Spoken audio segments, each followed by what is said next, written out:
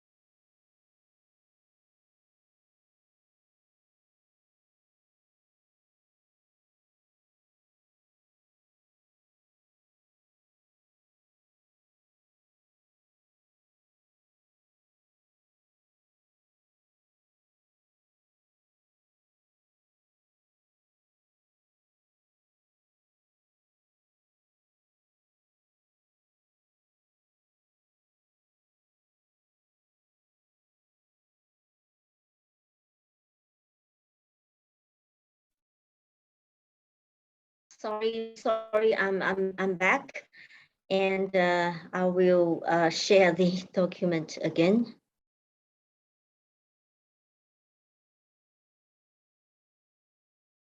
Okay, I will restart, and first, as usual, I will make some introduction about the SESEC project. And SESEC project is a seconded European standardization expert in China, and we are funded by 5 European partners. One is European Commission and EFTA Secretariat, and 3 European standardization organizations, SESEC and SE.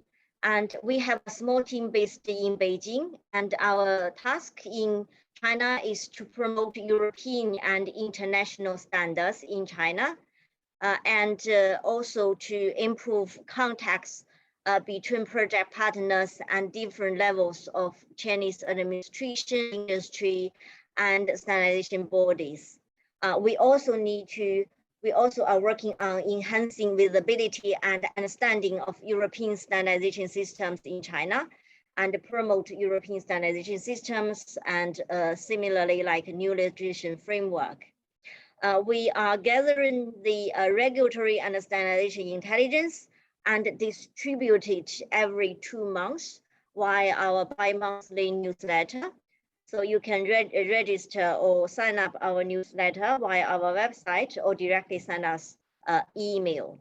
We also undertake some technical lobbies if it is necessary. And the goals for us is to support European Commission's policy and the European Standardization Organization's strategic objectives in China.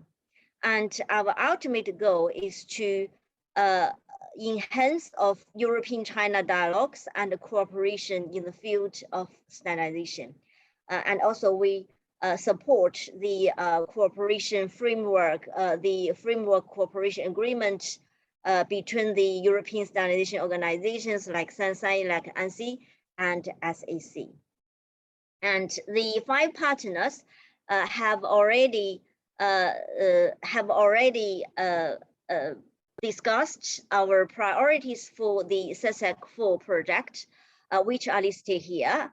On the right-hand level are horizontal political priorities, which include China Standards 2035, Build and Road Initiative, Standardization Reform, Made in China 2025, institutional changes in Chinese government, which will impact the standardization activities in China, and also market access like CCC. And most recently, we have the target of analysis 14th 5-year plan. And on the left-hand columns are the horizontal technical priorities, which including IoT, information security, artificial intelligence, 5G in digitalization of industry, and automated transport, the medical devices, and green technology. And you can see that in the horizontal political priorities, China Standards 2035 is in the #1 priority. That is why today we discuss or I report some developments and analysis of China Standardization 2035, especially China Standardization Development Outline. So this is today's topic. And we will cover, I will cover four sectors. First is the background of China Standards 2035.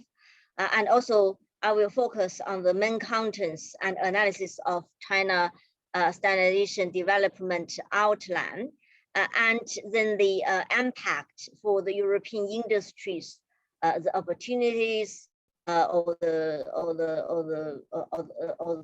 uncertainties, and also the stress. The last one is the conclusion of today's webinar. So first, let us see what is background for China Standards 2035.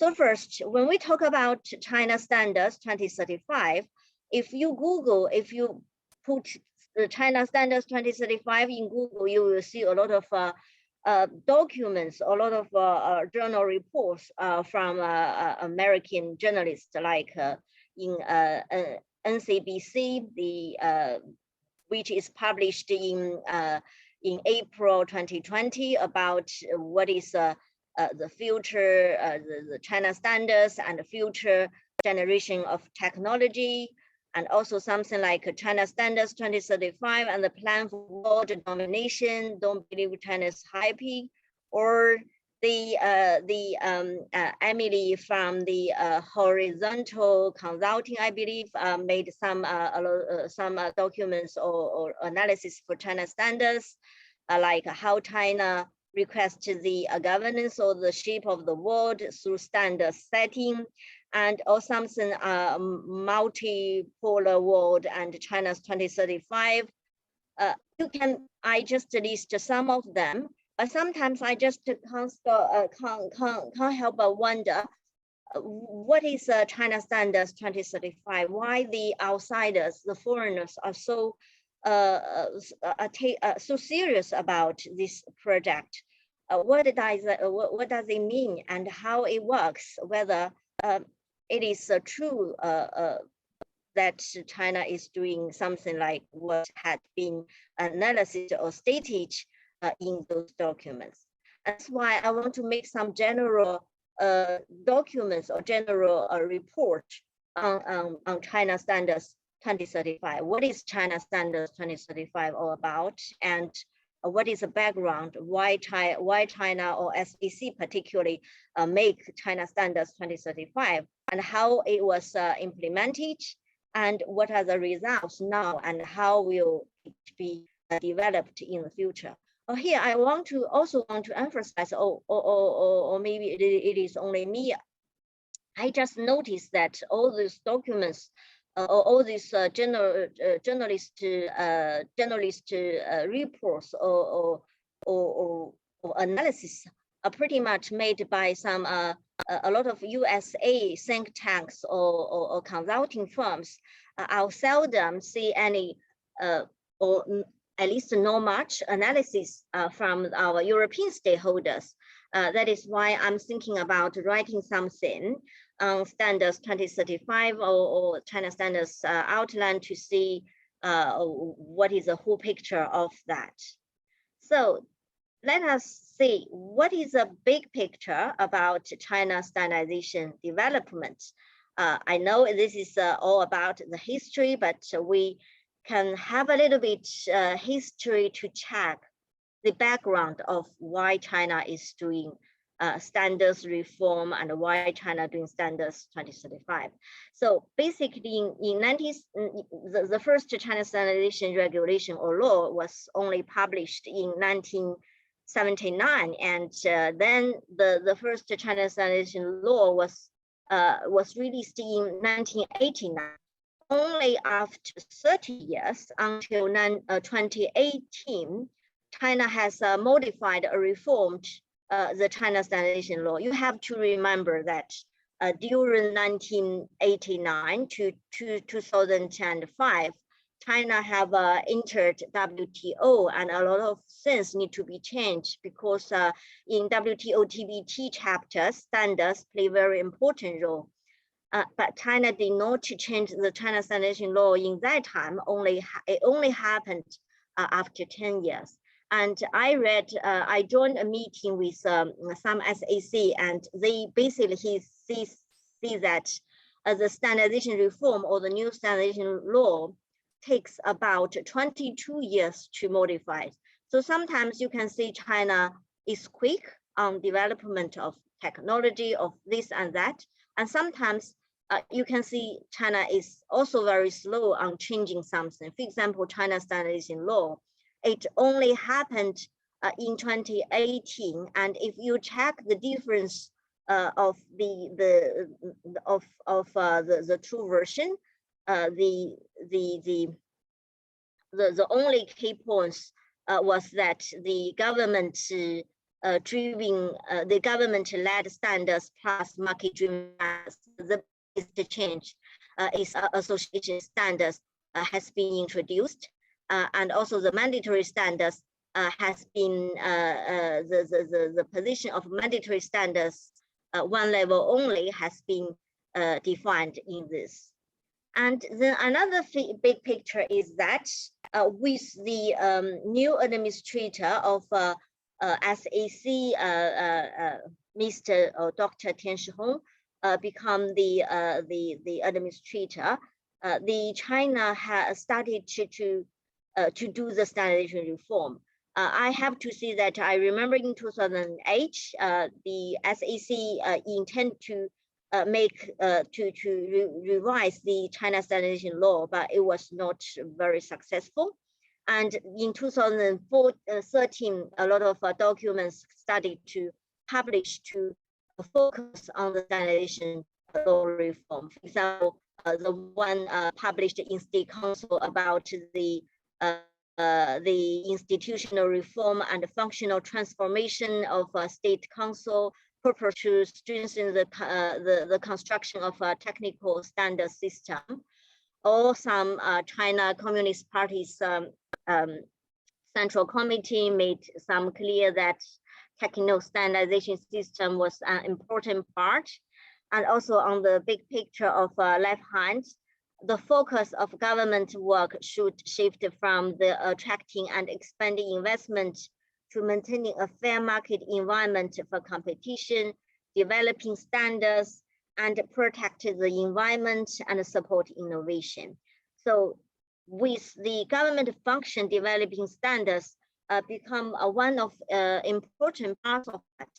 And also on some other documents like the third plenary session of 18th Central Committee of Communist Party, like the government should set up the formulation and implementation of development strategies, plans, and the policies and standards. So standards since then become very important.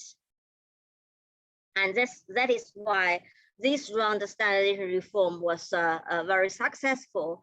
It started in 2013 when China launched the standardization reform. And in March 2018, State Council published a deepening reform of standardization work. And then in 2017, standardization law was published, and it was implemented on the 1st of January 2018.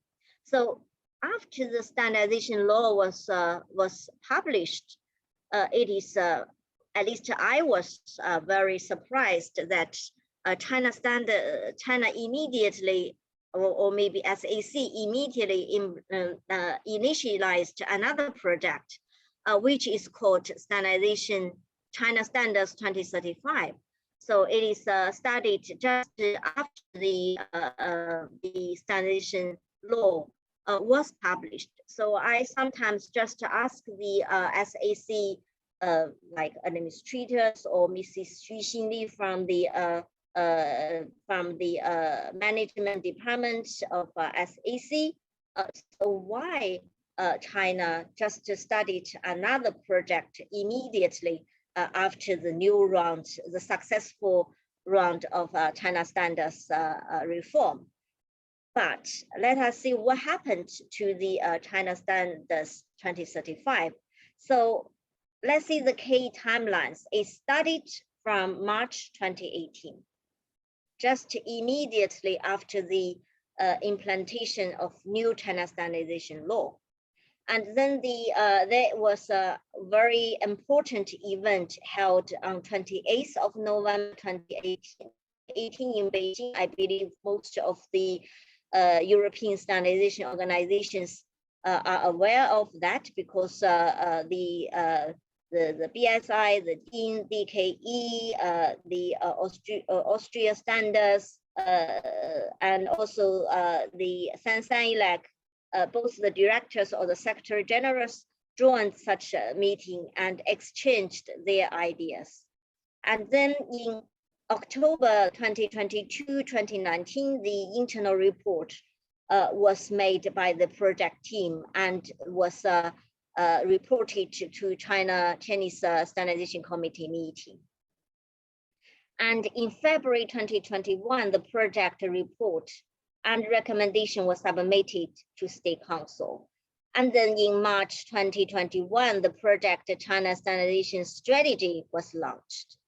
And another most important one is on October 10th, October 2021, China Standardization Development Outline was published. And again, I heard that the phase 3 of China Standards 2035 already started.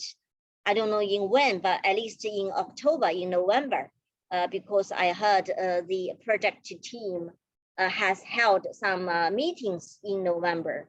And I just hear that I just heard that the target of the phase 3 is key development points of China standardization. So if we check the outline, we can see that it seems, at least my personal analysis, is that the China standardization reform is not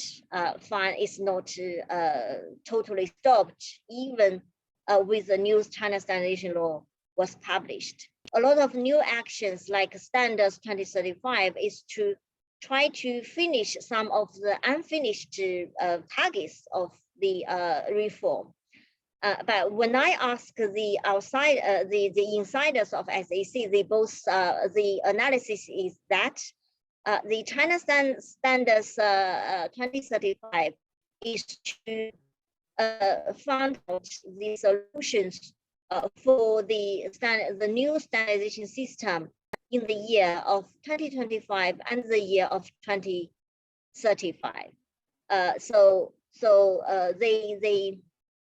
The most important target is to make the China standardization strategy. But we can see that actually the document is named as a China Standardization Development Outline. It is not a standardization strategy. So my analysis is that some of the proposals by the project team was not fully agreed by the State Council. So the standardization strategy was not finally published or was not really reached by the project team. So instead, they published the China Standardization Development Outline. So it is not as high as a standardization strategy or national strategy. It is more like a development outline. It is my feeling the importance is lower than the standardization strategy.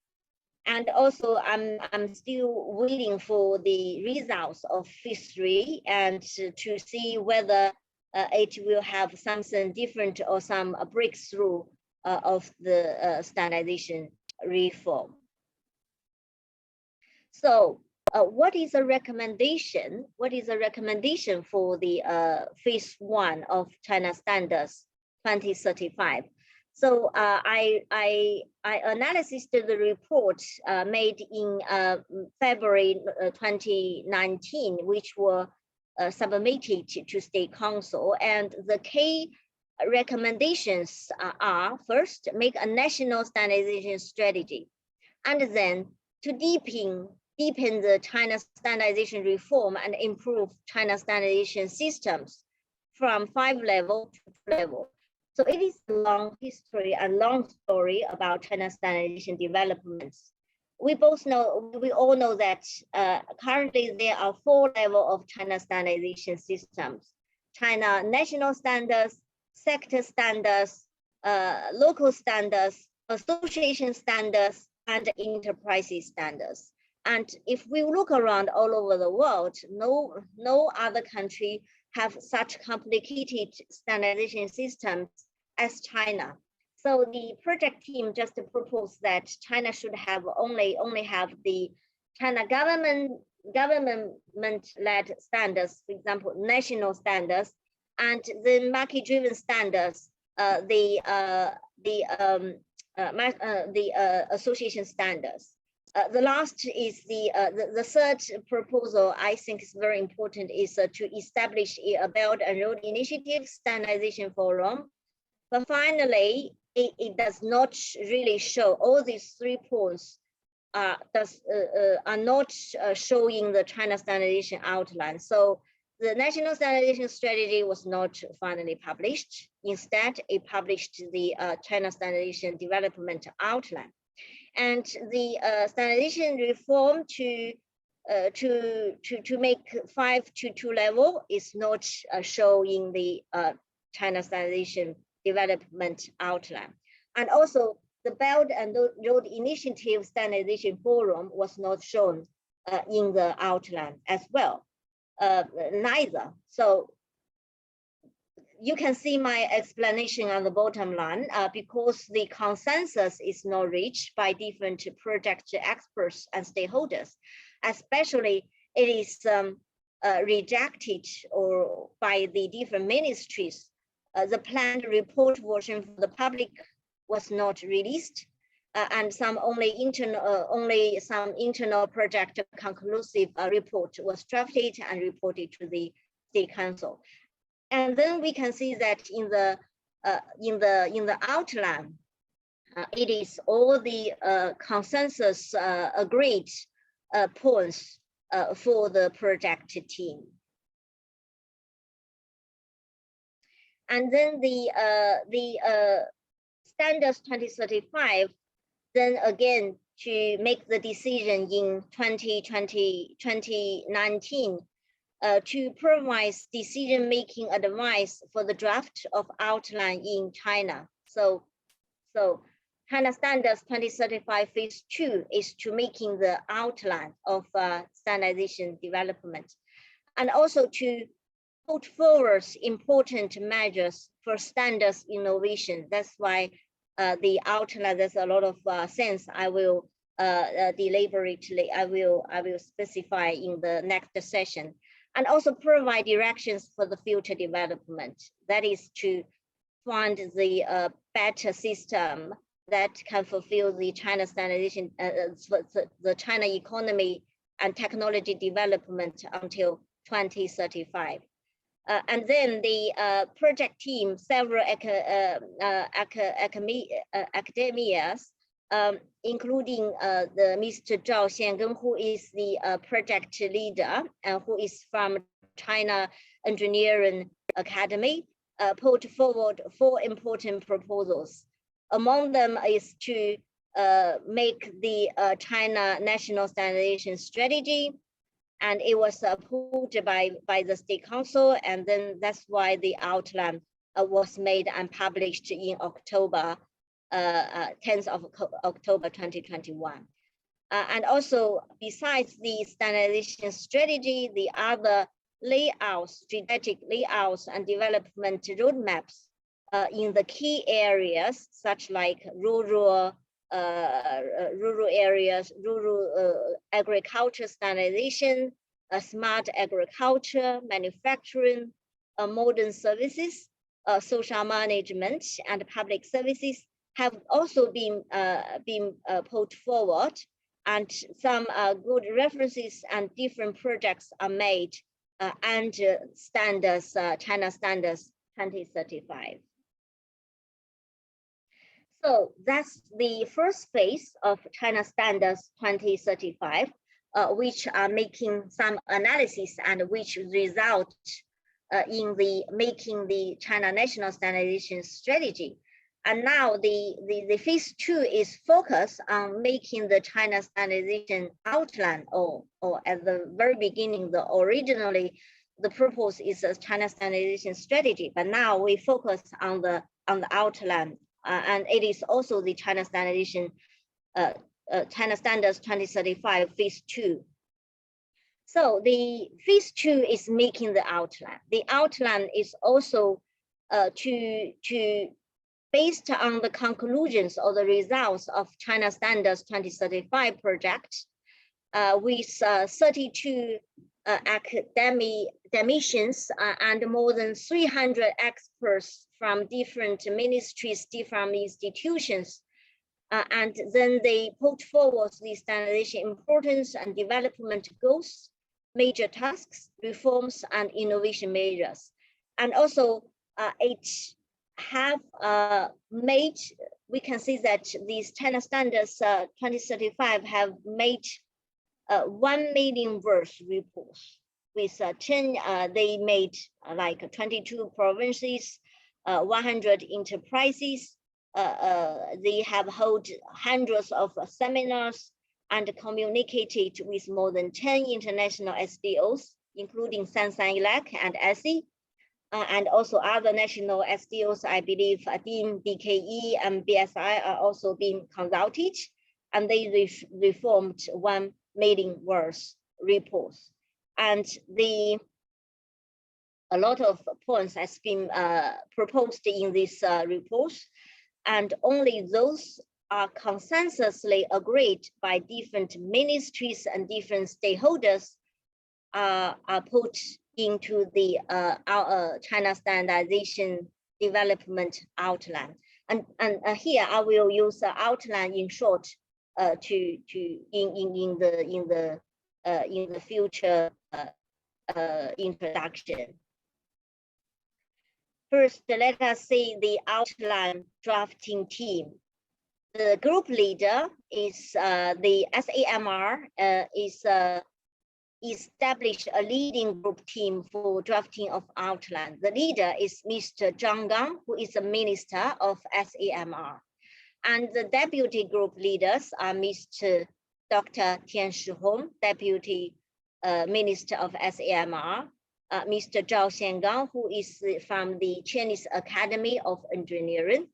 And the members are listed here, which cover all the different sectors and different ministries of China. For example, the Ministry of Industry and Information Technology, MIT, the Ministry of Science and Technology, the Ministry of Public Security, the Ministry of Civil Affairs, the Ministry of Ecology and Environment, and the Ministry of Housing and Urban Development. So you can see, basically, most of the ministries that are in charge with the that are relevant to standards are included in this development in this leading group. And then the drafting team. First, the consultative group. They are the advising teams or consultation teams from the China Engineering Academy. And the drafting group are made from SAC and CNIS. So the head is Mr. Tian Shihong, and the deputy head is Mr. Zhang Wenbin, Mr. Cui Gang, and Mr. Liu Hongsheng. They are all from the SAC. And also the members are from different departments of SAC, and the drafters are mainly from CNIS. So you can see that the Standards 2035 Phase 1 are made from the China Engineering Academy. And China Standardization Outline or China Standardization Strategy are made by SAC and CNIS. So this is the contents of China Standardization, the outline. So there are 35 articles in 9 chapters with 3 sections. I believe you have already read the translation of SESEC team, and I don't want to go to details. This is what have been showed in the outline, so I don't go to detail here. But what is the analysis of how to read these articles? First, you can see that the document was published by the Central Committee of the Chinese Communist Party and the State Council. Usually such kind of document should be only published by the State Council, but now it has the Central Committee of China Communist Party. I believe this is because of 2 reasons. First, SESEC hope that the Central Committee of Communist Party can be involved. And second, currently China's political environment, we both know that the party become more and more important in China's social life and political life. So that I believe this is the two reasons why this document was published by the two organizations. And also the outline is the guidance of the medium and long-term development of China's standardizations. And on the left hand, the purpose is to promoting standardization to serve economic and social development and standardization reform. So my personal analysis is that there will be continuous standardization reform in China, and also strengthening the international exchanges and cooperations on standardization, which is also key and also very important, because it shows that China will not close, at least in standardization area. It will not have the decoupling. It will still have the connections and openness to the external world and to the international standardization cooperation. And on the left hand, the outline with 2025 and 2035 targets, it has 9 chapters, 25 sectors, and if you analysis, it will have 5 main directions, 7 projects, 5 actions, 15 different programs, and 19 different systems. And when I read it, to be honest, when I read this document, I didn't have such analysis. And this analysis is come from Mr. Yu Xinli, who made a webinar on China Standardization Forum, and also SESEC invited her to make a roundtable speech to the European industries. And she made such, I believe this is also official, she made such analysis of the whole text. And I just copy and also add some analysis by myself. So first, the main directions is to focus on optimizing the standardization governance structure, the efficiency of standardization governance, and also promoting high quality development with high standards. So basically, this is China try to make the standards play more and full round role in social and economic life of China. And the directions, there are 5 directions. First, the standards drive high technology innovation. And second, standards led the high-end industry.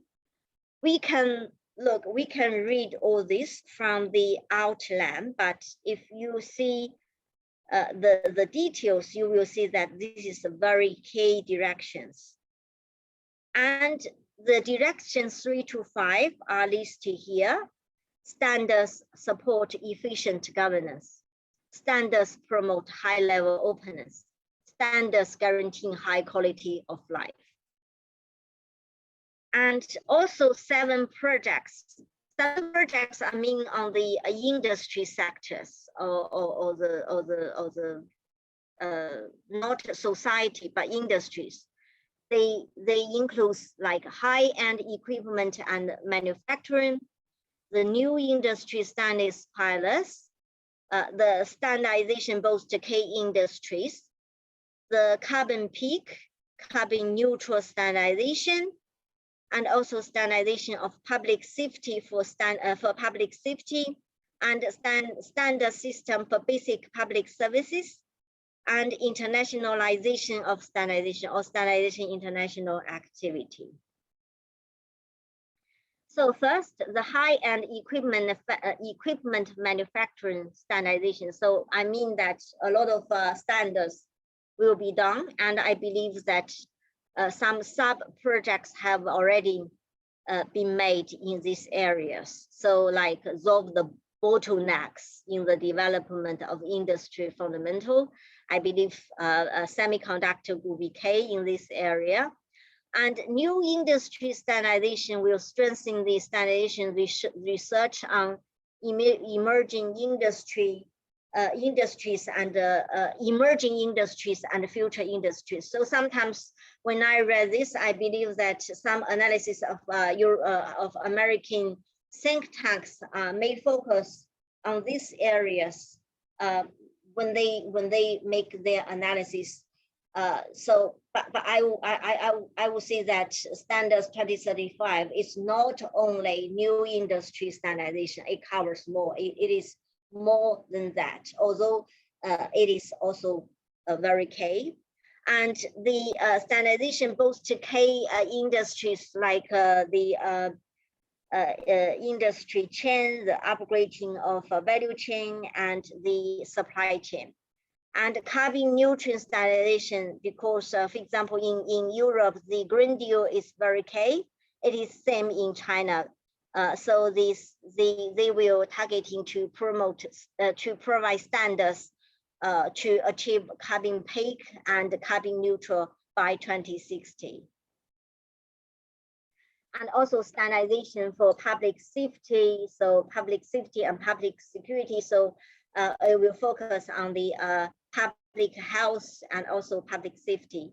And standard system for the basic social, like equal access for basic services, public services through standardization. And also international standards is also one of five directions. So in the summary, so China tried to use standards to support high quality development in major industries and key sectors. And then five actions like standards of elderly care. First is a standards of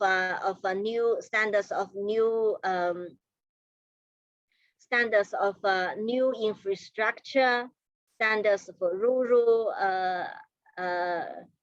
revitalization, and also standards for social governance, standards for urban development, and standards for elderly care and housekeeping services. So basically, the five actions targeting on the key developments or the social governance of China. So it is not only industry. Standards will also play more important role on other areas like infrastructure, like rural area, like urban standards, like social governance, and also elderly care. So which are not only industry, which are not only economics, but also other social benefits of China. Then it also provides 15 programs, seven existing programs and 8 new programs. It is very new. For example, the Standards Innovative Enterprises program. So China will find some enterprises and give them the title of Standards Innovative Enterprises, or Standards Finance and Credit Enhancing Systems. And law and regulation reference from standards, which is learned from Europe new legislation framework. So standards and regulation will reference standards. And also, for example, there is a explanation for the one of standards archiving. It is require the standards publishing organizations to submit a standards copy to its competent authorities or assigned agencies in the purpose of archiving. So basically, don't ask me, because I'm also observing this is a new program, and even SESEC are formulating such new programs. And also there are some old programs. Old programs are 7 new programs, including essential patents for standards, which are already mature, and national standardization technical documents, and also the labeling for low carbon standards, and top runner of enterprise standards, self-declaration and supervision of enterprise standards, and joint meeting of State Council on Standardization Coordination, and statistical investigation of standards. So 7 old mature programs plus 8 new introduced programs will be formed in this system. Besides this, there's even more with 19 systems. Here list 12 existing systems. For example, the evaluation systems on standards converting from scientific and technological achievements, which already exist, means that some of the technical results need to be converted into standards. And also another example is same producing line, same standards and same quality, which means that the standard, they use the same producing line, use same international standards, and produce same quality products for domestic and for exporting. Why this? Because in the previous time, China industry produced 2 different products. One for international, like European or USA or Australian market, and one for domestic market. And the domestic market products may not use same producing line, may not use same standards. But in the future, China try to make all this in the same system. I do not go to detail because each of these here listed means a lot of a whole set of systems. But I want to focus on more for example, standardization coordinating system for public safety. I don't know how China will do this. I believe that a new system will be produced. Here, for example, another one is a system for government-led standards to adopt market-driven standards. Why I list it here? Because I think it's very important, because in the future, the national standards will have a scheme to adopt the association standards directly. China will produce such systems in the future. And also I list 7 new others, like a report and a complaint system for standardization implementation, and also evaluation systems on the standards, like standardization service evaluation systems. For example, I remember in Article 22 or 22, this says that China will adopt a third-party evaluation scheme to check how the standards, the quality of the standards itself, like whether the standards is good, whether the standards is used by the industry, and whether the industry thinks that standards is good. I believe that it is all over the world the very difficult tasks to see the implementation or the results of the standards. Most of the time, for the SDO, we publish standards, we make standards, we publish standards, but we don't know how many standards are actually being used by the industry, and whether the standards is good for the industry, or is hamper the development of innovation, or hamper the go-to-market or whatever. So this is also, I believe, very new and very important systems for the China standards, China standards outline at all. So in a summary, although we see only 35 sectors, articles, and non-sectors, but it seems that standards are playing cover all the social activities and social economic lives.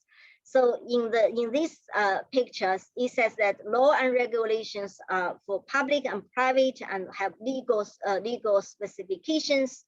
And the second is mandatory standards, which will guarantee the system of supposed to will play the technical regulation role, And also the voluntary standards will have the basic system for national governance, like to solve the problem and how betterly service the industry.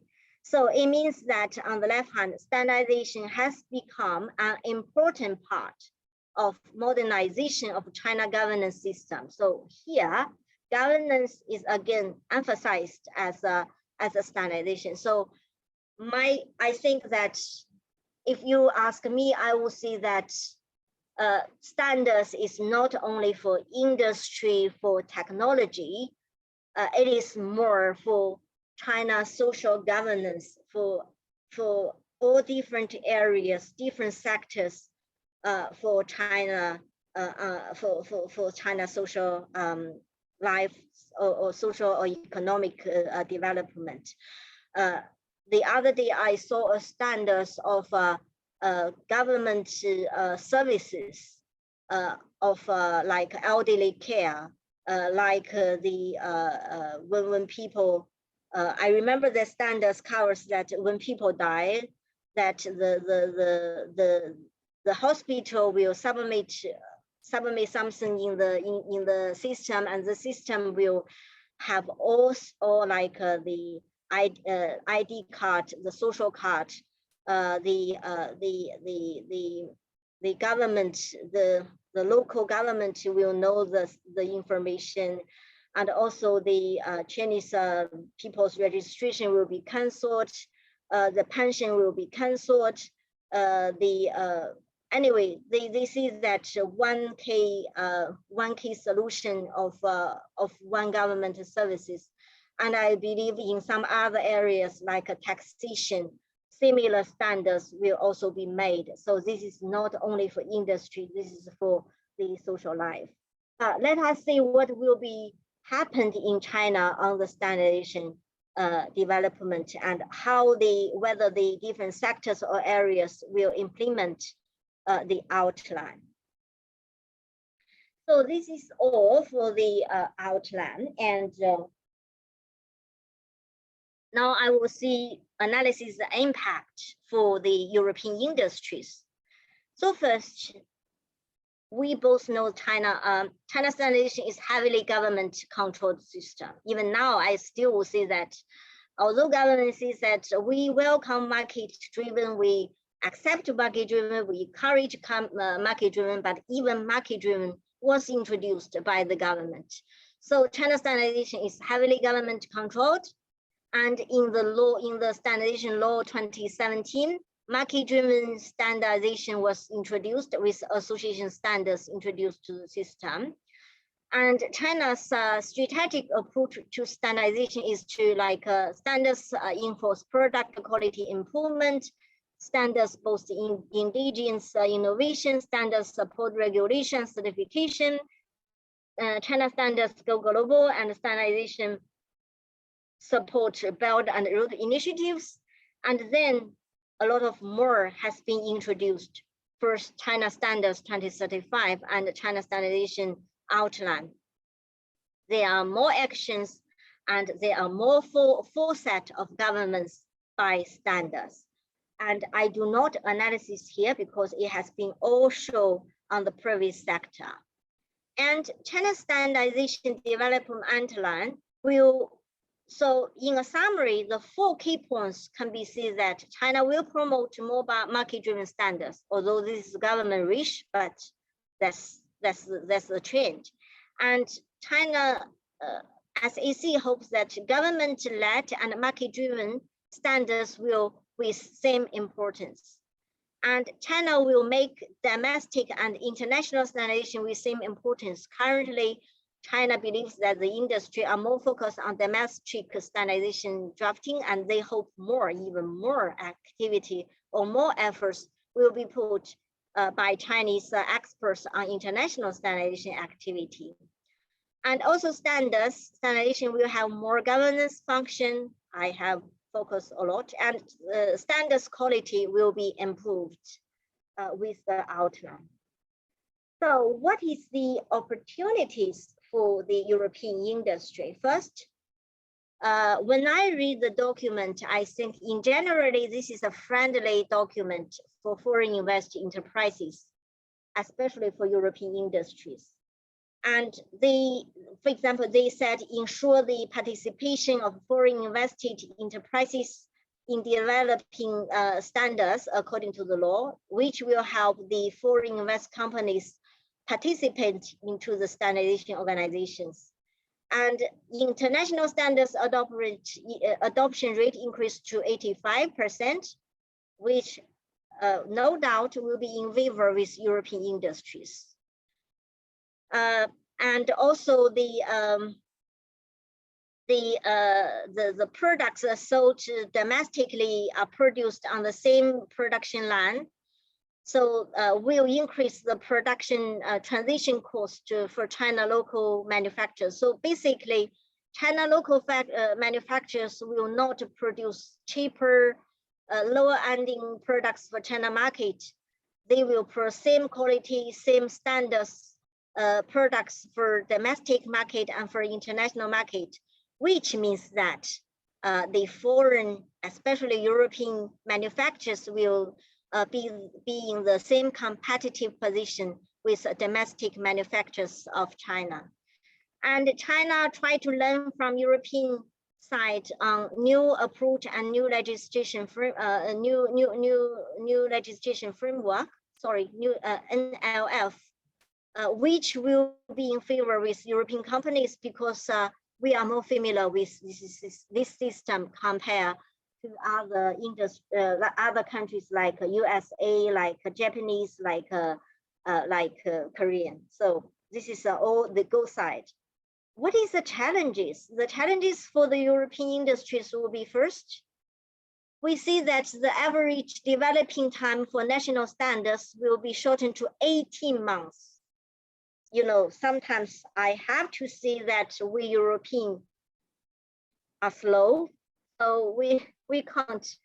It will be very difficult for the European industries to provide more feedback for the industry. We don't even have time for make a commenting. So, for example, during the summertime, nobody can make any comments on any standards. So, which is a challenge for us.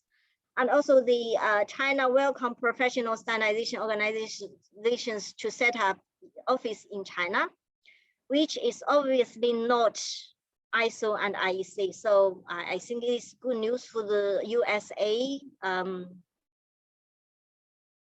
companies because the European industries are still more focused on ISO and IEC. And also it says that vigorously develop association standards. So we European industries focus or in favor or prefer ISO and IEC standards. And association standards obviously will have deviation of ISO and IEC standards, which will introduce a lot of challenge for us. And the uncertainties, the SEC, we still see that SEC have difficulty coordinating with other sectors, the ministries, and the reform, whether it will be finally successful is uncertain. And also we have to see the ISO and IEC adoption rate need to be observed. And the last, there are too many new programs and new systems or schemes. So for example, like the 12 programs and 19 new schemes need to be carefully observed, and we need to see whether it will be in favor with European industry or it will impact our development or competitiveness in China. So that's all for analysis. And in conclusion, the public available documents from 2018 to 2021 remains obviously the same. And also China National Standardization Outline is the consensusly agreed point of this document. And also the China standardization is the importance is ever high, and also the visibility is ever high. And the outline emphasizes the standards governance. So more actions and more full set of governance by standards will be implemented in China. And also the standards 2035 and outline made the visibility ever high. I've already done that.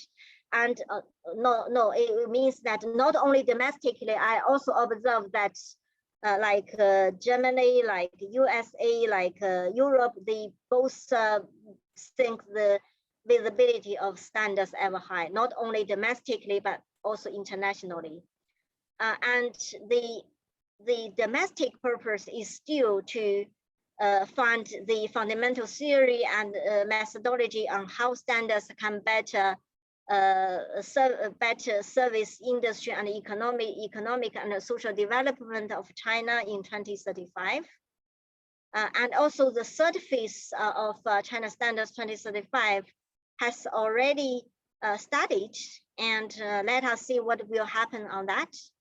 And I believe SEC will still hope that the Standards 2035 to help them fulfill the two-level standardization systems in China. So that's all from my side, and I will have some standards. I saw people raise hands, but okay. Let us finish the questions in the Q&A box, and then I will ask those who raise hands to. I will give you the unmute your microphone.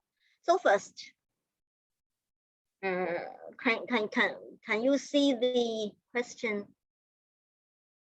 First, the Article 2 talks about 85 conversation rate of international standards.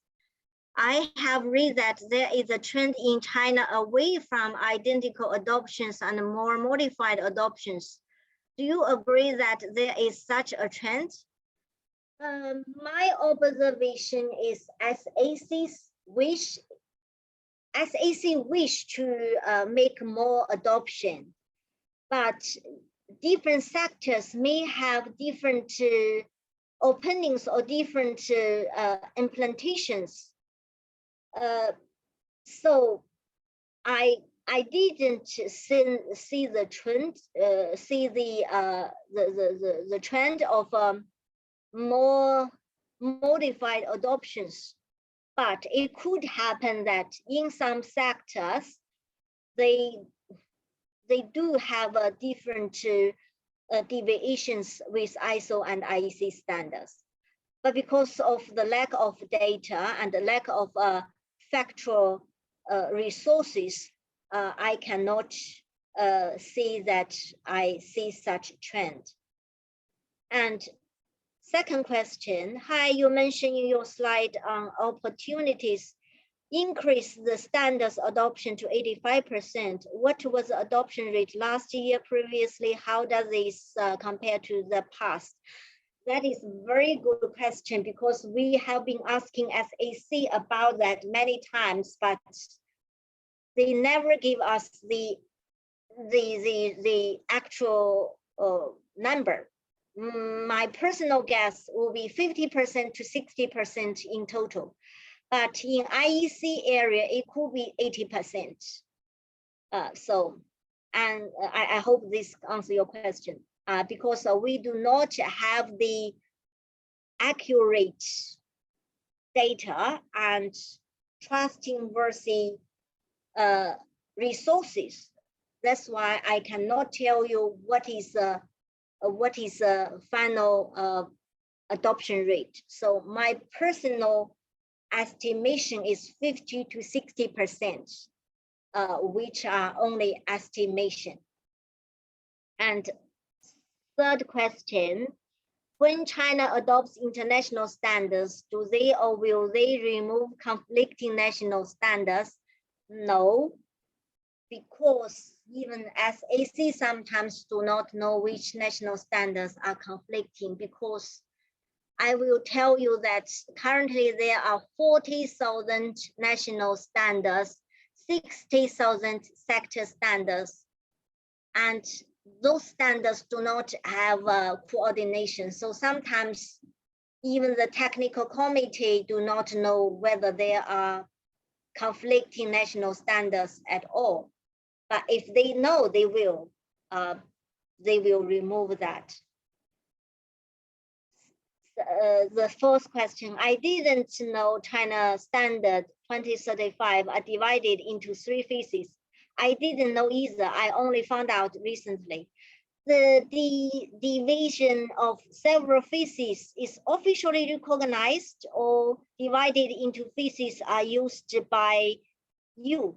No, this is not really by me. It is, or you can say it is by me. It is actually by a speaker from SAC who says that the phase 1 is this, phase 2 is this, and phase 3 is this. But I didn't see any official document. So you can see this is from a SAC officer, but not from official document. Another question, standards quality will be improved in outline. How will this be achieved? This is a very good question. I think SAC also asked themselves, how can they improve the quality of standards? I believe they will try to figure out some schemes. For example, check the quality of the text, check the implementation rate, or check or make interviews or investigations or surveys by industry whether this standards is good or not. So I think they will do something in this area, and I'm also closely observe whether they will do so. And another question from BRI,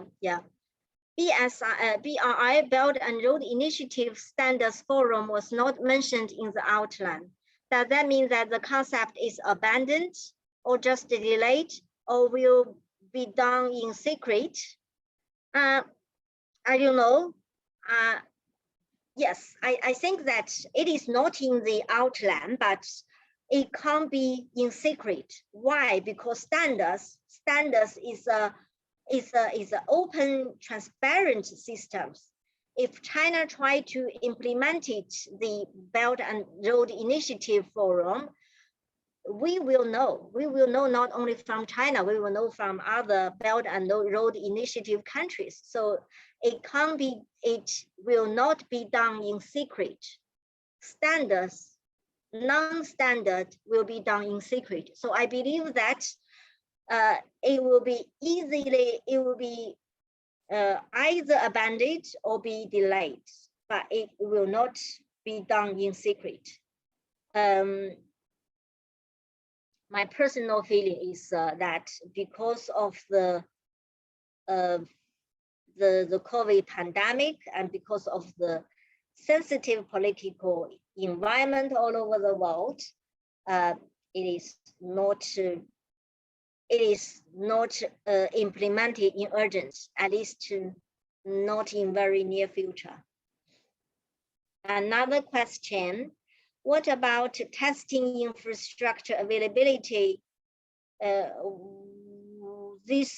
What the standards locally in China? Sorry, I can't read this question. Can you rewrite it again? I can't understand that. So I will go to next question. 50 to 60% also includes adoption of other standards than ISO and IEC. No, this is my personal guess that the ISO and IEC adoption rate in China is about 50 to 60%. Not IEEE, not ASTM, not others. It is not clear to me the the practical difference between mandatory standards supposed to be and the legislation must do as in the scheme as a pyramid? Is the enforcement same or room for flexibility? Look, I have to admit that that slide is a translation from Mrs. Ishimi's slide, and I could use another 20 minutes to make an explanation on that and how China understand or Chinese concept of mandatory standards. So I will leave this question for the future answer, or maybe I will make it in written in some other day to make a detailed explanation of that pyramid. And the article, another question, Article 31 with vigorous development, the standard service industry. Could you give a few examples? That's very good question, because China now promotes some standardization service. Standardization service means standards translation, standards training, standards implementation, and also China invented standardization service company. So some company can call themselves as a standardization service company. They can register as that, which is new. And I'm also observing how can they do that. It is even more than what BSI are doing on services, in the standardization service. I will find out more detailed examples on that. But basically, China believes that standardization service can be a key points, although I sometimes do not really understand what they are doing for besides the training, because I saw a lot of company, what they are doing, if they register as a standardization service company, they are helping the, for example, they helping some companies to achieve the top runner system. They helping one company to get the standard innovation title of standards innovative enterprises, or they help the industry to do a self-declaration of their industry of in enterprise standards, or they help the industry to join the association standards drafting or international standards drafting. Many different things, many services are made by such company. About the last bulletin for the conclusion, why you see that SEC still seeking to level any observations? I talked with the project team. They strongly recommend that sector standards, provincial standards, local standards should be removed from the system, which are strongly objected by the ministries and local standardization organizations. But I believe that SEC will still continue to lobby on this and work on that. That's my observation. And hi, Betty, you said that the outline did not mention the previously proposed Belt and Road Standards Forum. Do you think this will be looked at further in the future, that is, this idea is no longer being considered? I think I have already answered that question, but whether such initiative form will be still deployed, it really depends on the more political development of China. It depends on how Belt and Road Initiative be implemented in the future. It is not independent activity. Standardization is never an independent activity. It is always combined with industry, always sometimes international trade or regional trade or political geopolitical backgrounds.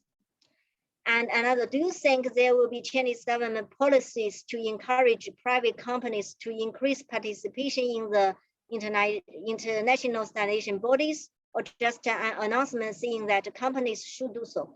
Actually, there's a lot of such government policies already, and also a lot of burners or fundings have been made by central government and local government to the private companies to increase, to join in international standards. Sometimes it doesn't matter whether you are private or state-owned will be obviously be made, but even if you are a private company, it is still strongly encouraged by the government or funded by the government to participate in the international standardization activity. Yes, Belt and Road is mentioned in Article 22, yes, but it is not the forum. It is to support that. Can you test against the requirements mentioned in these standards locally? Do they have enough testing labs to test? That's the question. Yeah, yeah.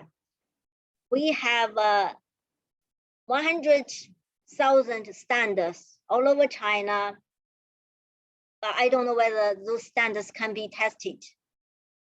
But I believe that if from the profit point of view, the testing labs are happy to test this. If they can earn money, they will do so. But some of them are not compulsory testing. So the companies may not, even the 10,000 standards, I believe, are not fully implemented. So it doesn't matter whether they have enough testing labs or not, because some of the standards are not being used at all. Can we expect SEC or anyone else to publish more detailed strategies in response in this outline from State Council? When might we see the next public document?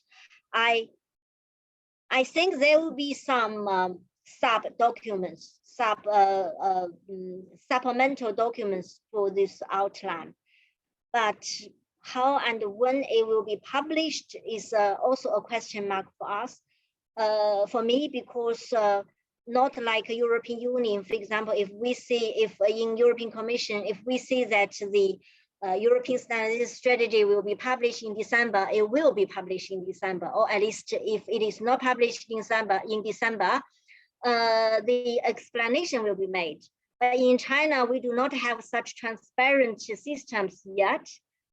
So I don't know. Sometimes even the insiders or SEC will not know when will it be published.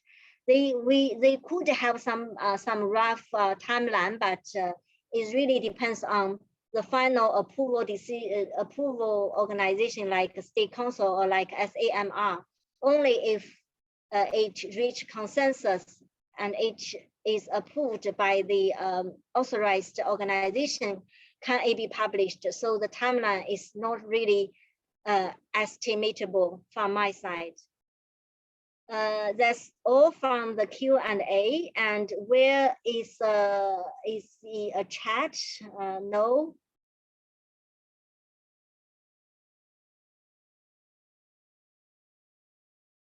The chat, do we have any chat?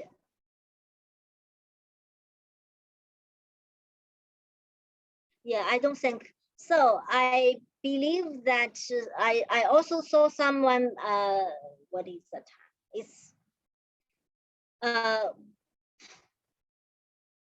anyone have their hands? I just assume those who raise your hands have already put your questions on the Q&A, because it's quite difficult with hundreds of people attending a webinar to open the microphone is quite difficult. So I will give you 2-3 minutes. So please list your questions on the Q&A. and we will finish our webinar at 6 o'clock China time sharp. Yeah, I saw. Yeah, Pascal, thank you for your kindly words. Yeah, thank you. And Wilma says that got the data in past adoption rate is close to 80%. Yeah, that's why I say that we don't know the adoption rate.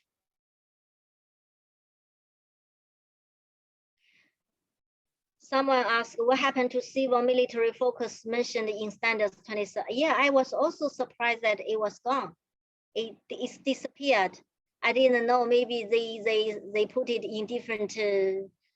It should be in different separated report, and it should be classified because it is military, civil military fusion. So I think it's no surprise. It is no surprising.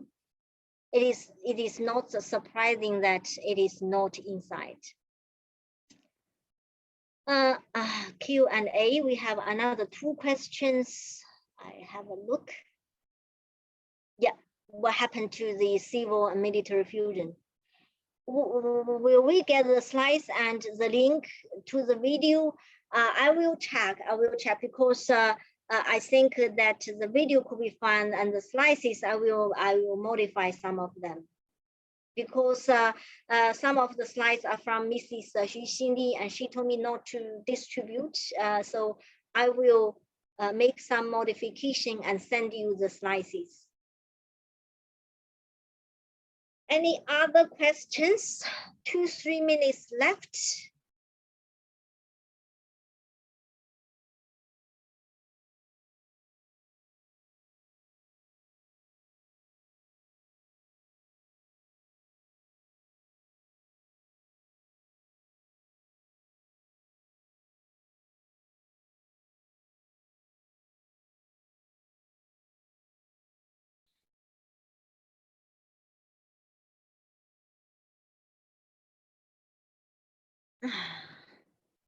Is there any emphasis on SEP in the outline? Not really. I didn't see much. It seems the same. It seems the Chinese government is also quite active in promoting the interest of Chinese companies' interest in that regard. It is still the same that China still promotes SEP in standards, which is also, when I first read that, I remember, I can't remember in which article, but they said that encourage the SEP in standards, which should be not encouraged as a neutral organization. At least a standardization organization should be neutral with a patent holder and patent user. But my feeling is Chinese concept now is that they believe that the local patent being put in the standards will be benefit to the local companies. Although we argue a lot that local company is not only patent holder, there are also a lot of local patent user. But I believe that this patent into standards and licensing fee is targeted to the foreign companies. So Chinese people always said, if we earn money from foreigners, that will be the success. My personal analysis, okay? So this is just my personal feeling. Okay, it seems that we do not have any questions, and now I will happily, yes, Elizabeth, yeah, very nice greeting from Vienna. Yeah, very nice to meet you from here, from Beijing. And yeah, I saw a lot of familiar faces, familiar names, and thank you for joining us for today. And no doubt some of them are my personal interpretation, and I hope that I can give you some insights of understanding Chinese, the rationale of Chinese strategy or Chinese standards 2035, or some understanding. But I do hope that we can have more observation to see see future development and verify my internal, my personal interpretation. And I hope you have a lovely day today. And those who are based in Beijing, I hope you are you will have a lovely evening. And if you have more questions, please do not hesitate and contact us via email. And thank you, and see you later. Bye bye.